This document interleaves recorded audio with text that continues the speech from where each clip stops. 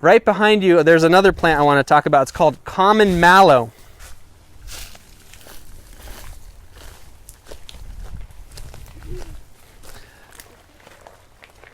That's it, yeah. These were the road. Here's.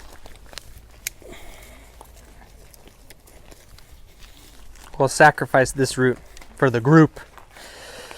Okay, I want to hear it. What does it look like? Geranium, good. What else? I'll tell you a story.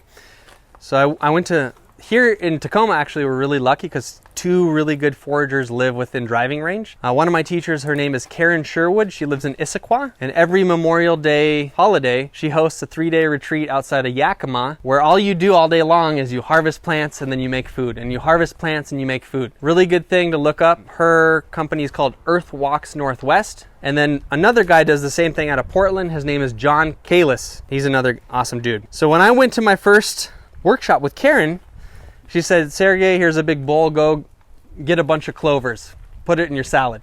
We're going to put it in everybody's salad. So I go out with the bowl, and I don't collect anything. I can't find a single clover to save my life. And I come back deflated. I'm like, Karen, there's no clover.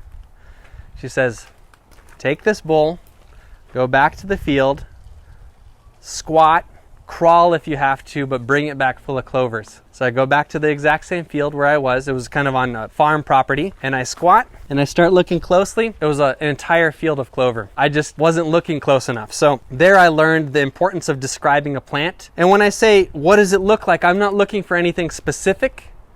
I mean, I am, because I know what it looks like, but I'm looking for key words to hear, like, how will you remember this plant? So when I say, what does it look like? What I want to hear from you is, how will you remember this plant? Let's try it again. What does it look like? Like a doily. A doily. I like it. Uh-huh. What else? It's soft. It's soft. I love that.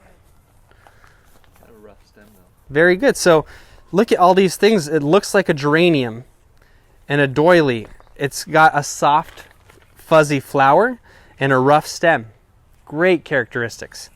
Lots of stems instead of one main one. Yes, it has lots of stems instead of main ones. Now, if you look at how it's growing on the ground, what can you tell me? Do you think it's a creeping plant, or do you think it's going to grow straight up? Very good identifying characteristic. So this plant is called mallow, common mallow or malva, and it's actually a close relative of okra.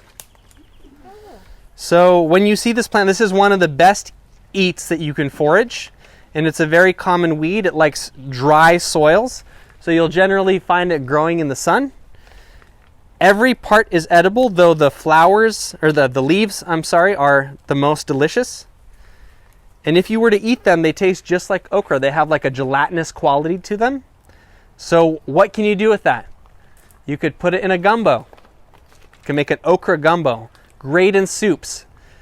Sometimes when you make a smoothie and it starts to separate, it kind of looks unappetizing, you throw a little common mallow in it, and it binds it better. In fact, in the olden days, they used to use this plant in the cheese making process, where they would use it as a binding agent. It also has little flowers, and the flowers kind of look like, they almost look like the little bluebells that grow everywhere.